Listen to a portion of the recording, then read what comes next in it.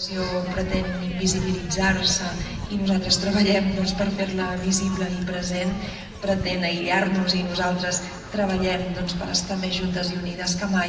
La repressió pretén que claudiquem i que ens sentim humiliades, i jo crec que més que mai sentim i sabem que tenim tot el dret del món a treballar i a voler autodeterminar-nos, que és absolutament necessari treballar per un altre sistema polític, econòmic i social que doti de majors en clau antirepressiva, però sobretot en clau de construcció i de mirada endavant.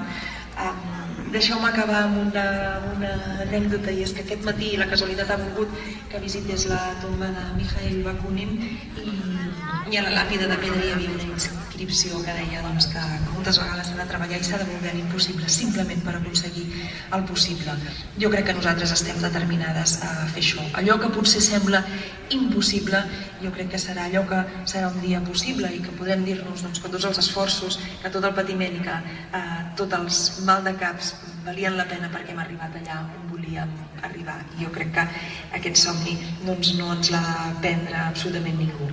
Acabo enviant una abraçada enorme, molta força i molt coratge a les persones agredides, perseguides i assenyalades per aquestes manifestacions identitàries, excloents, xenòfobes i racistes que s'estan produint darrerament, també al Maresme, i com deien els nostres avis, i aquí sempre ho aprofitem també per homenatjar, no passaran.